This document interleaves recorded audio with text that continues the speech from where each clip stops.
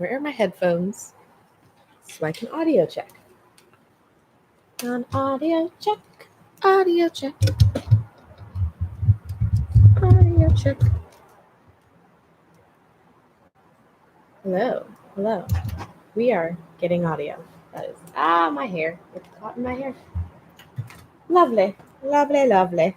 Just gonna give this a hot second so we can prep everything. I also want to really quickly post the thumbnail on Instagram because I like the thumbnail. It's my karambit, and I think it's a nice little knife that I got. I have a collection of them. It is stressing me out. Okay. We're doing it. The lighting looks good. I just need to get this going, and we'll be all set.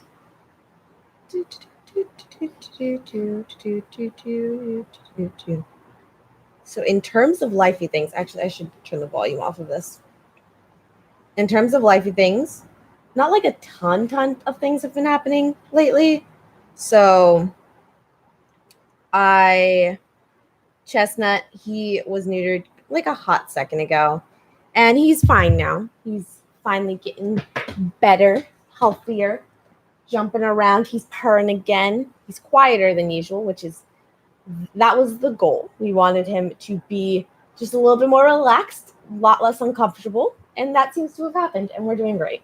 Other than that, if you've been following me on Instagram, Firestorm2343, I've been posting a lot about Disney Plus because Disney Plus came out. We got Disney Plus, and I've been watching Kim Possible. I've watched 2 episodes of Kim Possible so far, and I like it. I miss that show. But I'm not sponsored by them, so that's probably as much as we should get into with that show. So I actually did not tell you guys because it's been a very difficult, anxiety-filled week. So I've been a little off. I haven't updated all of the things. I keep swearing I'll update. I haven't posted the last 4 book reviews. I have not updated the books to read on ONAScholar.com. I'll do that at some point. I swear I haven't forgotten about it. I just have been dying and have not done it yet. So you probably didn't know what I was reading this week. This week I read Kill Shakespeare. It is a graphic novel. It is the second graphic novel I've read for this. And it is, again, we're still kind of in a space where it's like some books that I've read before that I'm rereading because this was the first graphic novel in a series of graphic novels. And I didn't want to just pop you guys in on book 3, especially since I was only on the second one. I was halfway through the second one when I started doing all this. And I was like, yeah, we'll just cut it here and we'll start over. It's fine.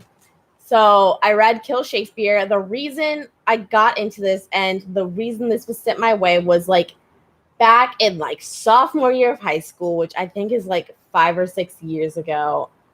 Way back when because I'm a fan of Shakespeare. I know I tear apart Shakespeare's works a lot. If you have not seen Romeo and Juliet, Hamlet, or any of the other pieces I've done on Shakespeare, check them out because they are great. But so I am a fan of Shakespeare, and one of my teachers was like, hey, have you heard of this graphic novel series?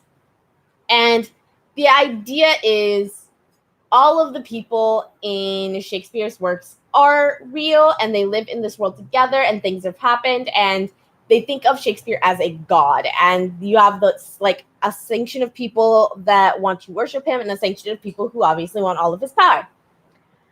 It really reminds me, there are several things it reminds me of. Off the top of the bat, the thing I connected to most is Xena Warrior Princess, but a lot of people don't know what Xena Warrior Princess is. So Xena Warrior Princess is Percy Jackson if Percy Jackson was set in a world where everyone believed in the Greek gods, if that makes sense. But it's also before modern civilization. So that's Xena Warrior Princess, which if you haven't seen the show, you should check it out. It's a really good show. I really, really like it. I also would suggest, but it also is, again, similar to Percy Jackson.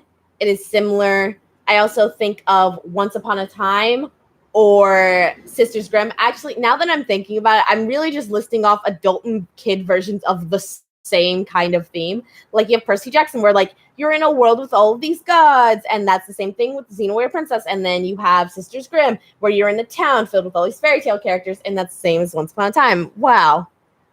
Things I'm interested in are all the same. It's great. But yeah, so you are in this world where all of these Shakespearean characters are real and exist and have like their different ways of existing in this world, with the understanding that Shakespeare is a god.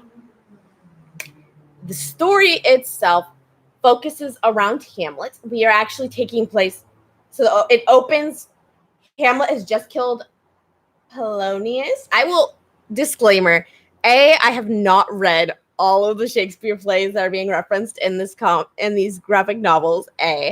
B, of the ones that I have read, I don't remember all of them.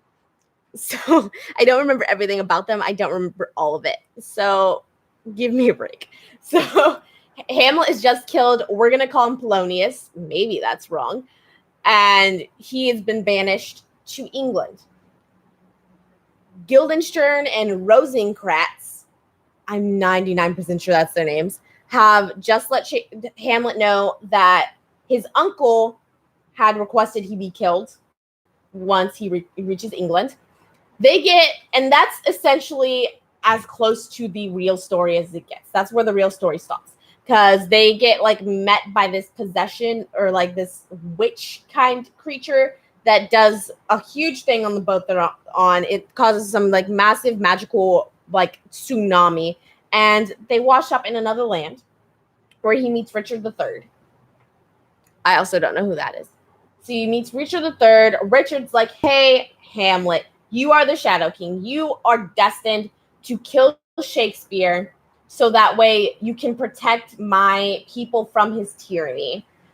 If you are able to do this for me, if you are able to kill him and bring his quill back to me, then we will bring your father back to life. Your father who was just murdered by your uncle, and you guys can rule your kingdom once again.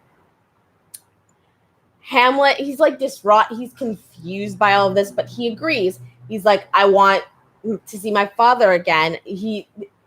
Richard does some sort of magical thing that makes it look like he brings someone back to life. So he's, I want to be with my father again, and I also would help then all of these people that are under the fist of this tyrant, William Shakespeare.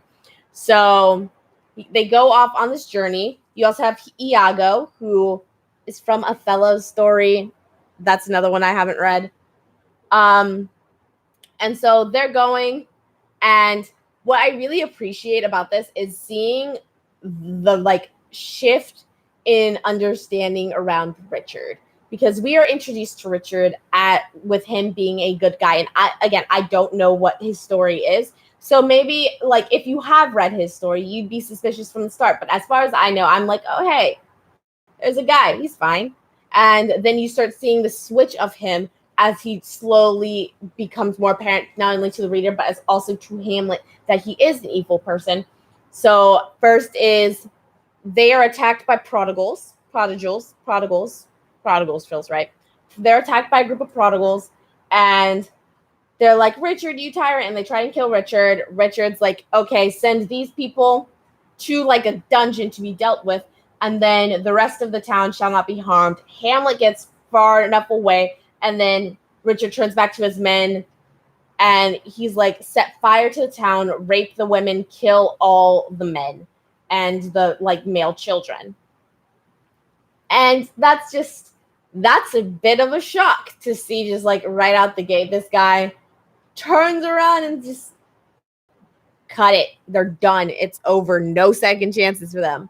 So that was interesting to see. And then you keep going, and it gets to a point where I believe like Hamlet's like just going on a stroll, and he starts getting hunted down by Richard's men because they think he's a prodigal. He gets kidnapped by this man, Falstaff, who at first he saves Hamlet's life, but then Hamlet's like, I don't want to go with you. And so he's like, conk, and then just takes Hamlet with him.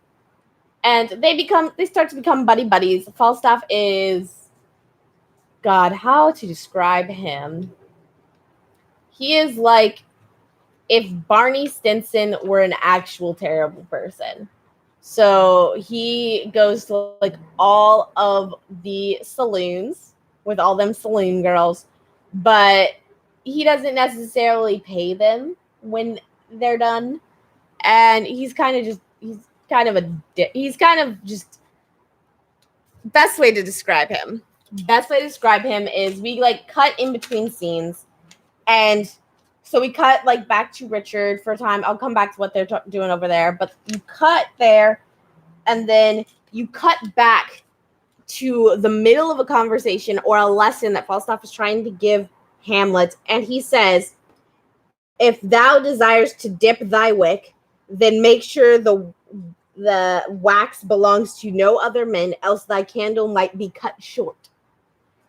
That's a great description of Falstaff. He's that kind of almost like piggish character, but he's an amusing piggish character because again they're being hunted down by Richard's men. Richard's men come to the saloon, so they go upstairs, and they think that the best idea they have is to dress up as other saloon girls. So they do that, and obviously that's wrong because they have full facial hair, and they have arm hair. They have more muscle than any of the women there. They look like men. But he's like, no, it's fine. We'll just throw on these dresses and we'll be completely like mixed in with all of them. That obviously doesn't work. And so they escape, but they're like, after they escape, they're still in these dresses because they've not found a chance to like change clothes. So they're still in this dress for a solid amount of like, not like the book, but of the next few scenes, they're still in these dresses. And Falstaff keeps talking about himself and Hamlet as if they are saloon girls. So he keeps referring to himself as like a woman and as a girl whilst in this dress.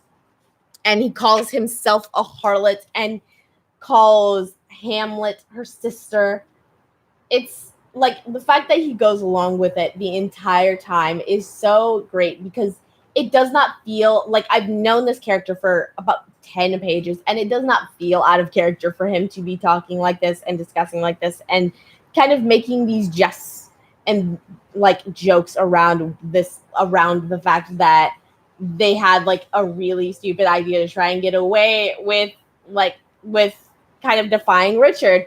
It didn't work, and he's just going for it. He's going all in. All of the money is in on this one plan, and he's not backing down. It's great. So rewind in between those like flashes of him with Falstaff, you see Richard is irritated because Macbeth's black guard is supposed to be defending in a certain position between Macbeth's people and Richard's people, but they keep moving. So Richard goes back so he can deal with all that politics. What you see is like Macbeth and Richard like get really angry, always argue, and then Macbeth's wife, who probably has a name. Again, this is one I read but don't remember because this is a book I remember we read aloud in class, and I'm not that kind of learner. Just hearing it is not gonna help me at all. I asked the teacher if I could take the book home to read, and she's like, no. And so I don't know what what happened in Macbeth. I don't know her name. So Macbeth's wife was just kind of the bridge that held everything together. She formed like a peace treaty for them. She even got to sign it. Macbeth was like, you sign it. You did all of this work. You're the reason why we're going to have a peace. You sign the treaty for the House of Macbeth. So they do that. She helps Richard kill Macbeth. And now Richard and her are kind of like this power couple. But throughout the entire time, anytime you see Richard and her together, he obviously does not respect her. He's obviously thinks and is saying like she is less than him. She's just a woman. He says that she is just his possession. And so, but you can also see her obviously being smarter than him. And then when you get to the end, you actually see her doing things outside of him and like working with things and having her own plan outside of him and his knowledge and his capabilities, and it's great. She's evil, but she's great. Meanwhile, Hamlet and Falstaff are going off to a nearby town, and they run into Juliet and Othello. So Juliet and Othello are the leaders of the Prodigal Rebellion, and they're going around trying to recruit troops to fight against Richard and fight all of his tyranny and stuff of that sort. So you see them just giving speeches, calling on people. There's a point where a man is like, "Oh my God, Juliet, you're just a spoiled little girl. Why would we follow you into war?"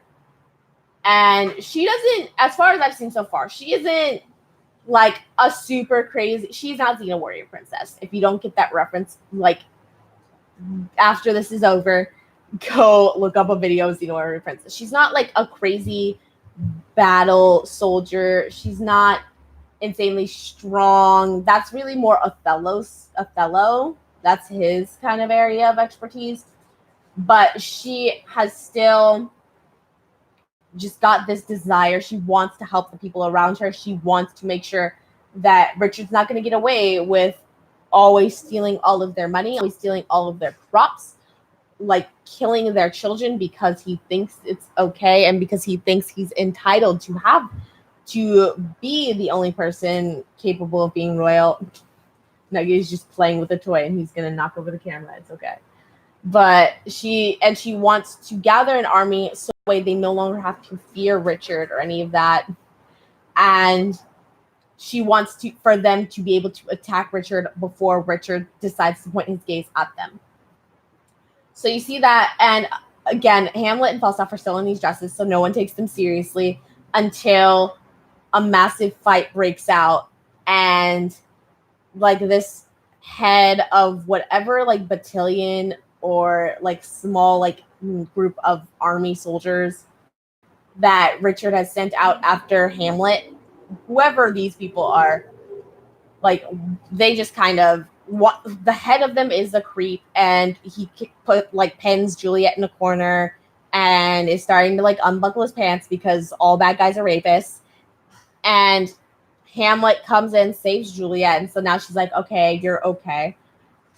Then Iago, then someone starts shooting arrows at Hamlet. She saves Hamlet, and then the person with the arrows gets on top of both of them, and then Iago saves both of them. But Othello still got some bad blood with Iago, so Iago gets like cuffed.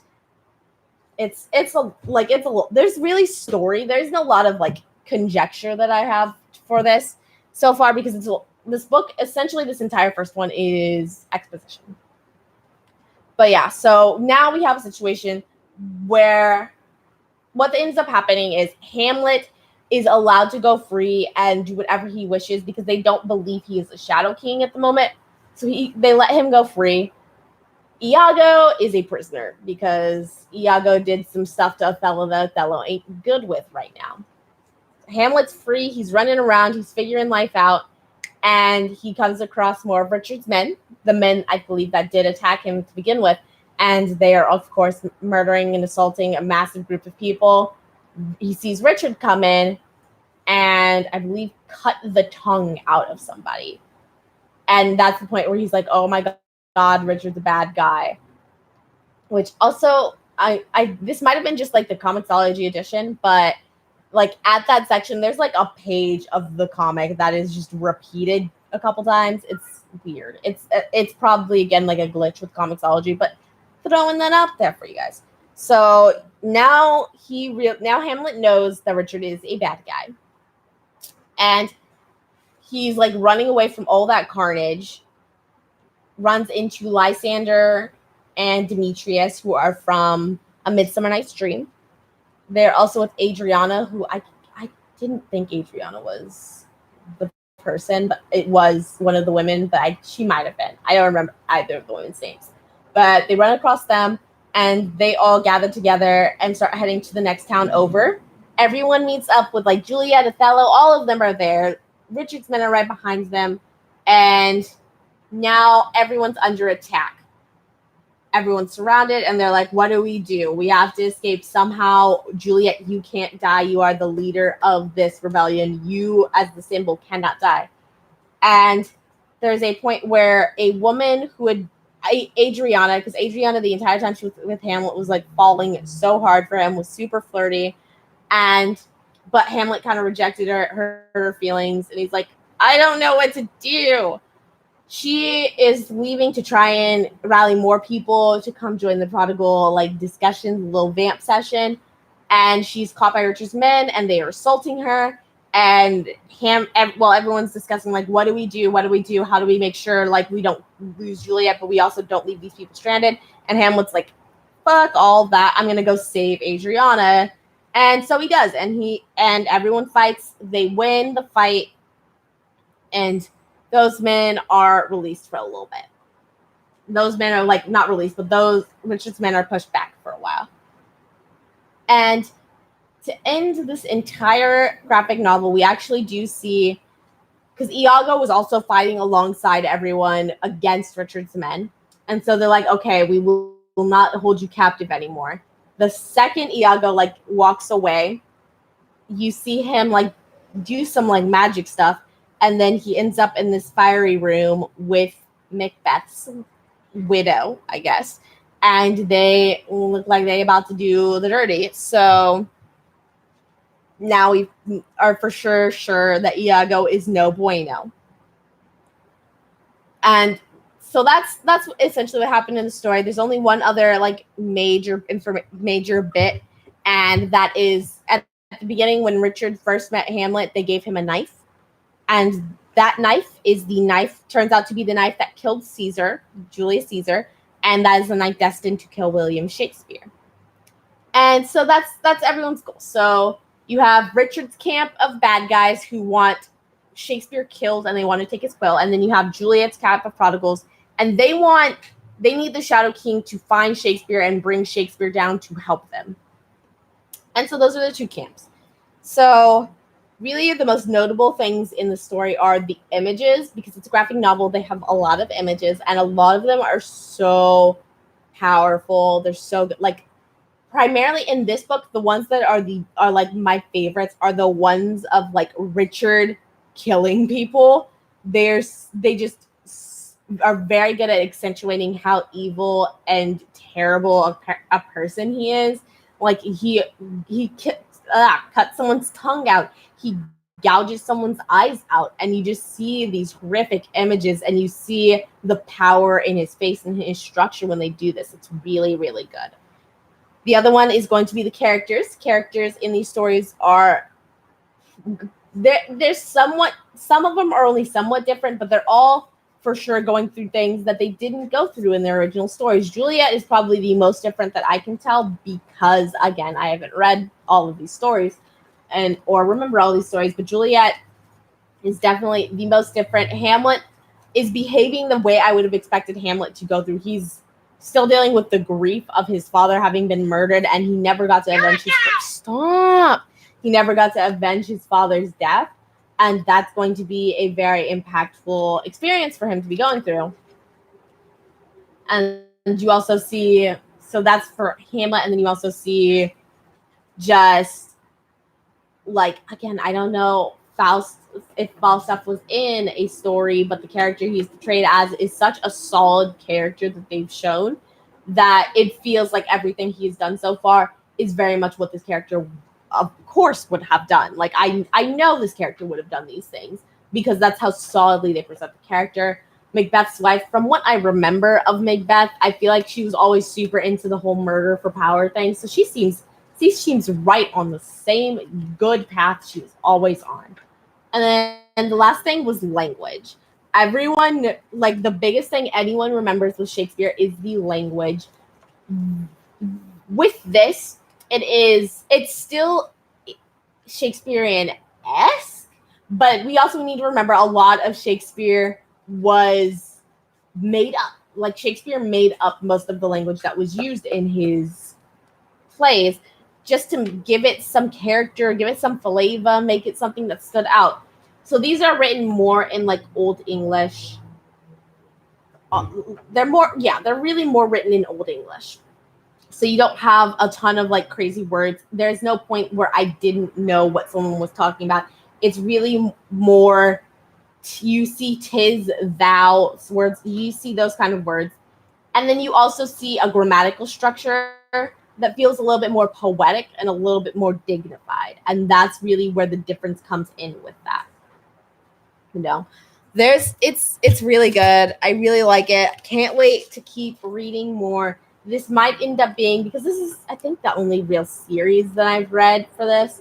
So this might end up being one of those kind of things where the book I've been reading is super overwhelming me. It's like 400 pages and I'm stressed. So we're going to read a graphic novel in 2 hours for the live stream. That's probably what's going to end up happening with this. But there's so many good things about the story. They're doing so many things well. I remember there's some other images, as I was talking about the imagery in it, I'm remembering some other things that there's some other things that and images in the second volume of the graphic series that were also super impactful. I probably can't show them on here because copyright, but that's okay. I'll describe them to you.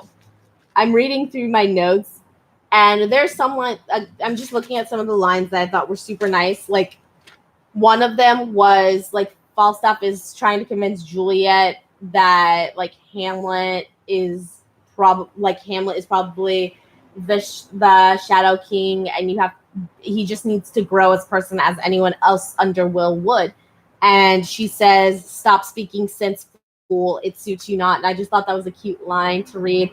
I also, looking in my notes, there's a line where, like, Richard physically says, "The lady is my possession, nothing more." And the note I had here was, "I've never been so certain someone was going to get their ass handed to them."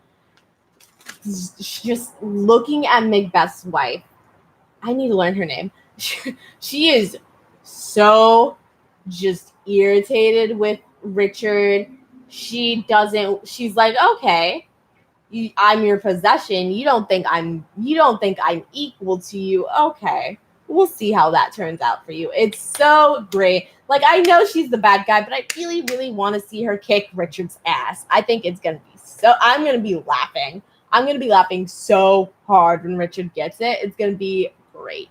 But yeah, that's basically all I had, because again, this novel felt more like exposition as opposed to like something I need to figure out, like, critically think about. It felt more like I'm being fed the information, the exposition, and being taught about the world more than anything else. So that is it. Next week, honestly, not next week, but the next time I do a live stream, I'm making the decision now. I'm going to read Ender's Game. The reason why the reason I hesitate with it is because I've read it before again, and it was not my favorite book, but I'm going to try it again. We'll see how I feel about it the second time. So until then, valedictions, friends.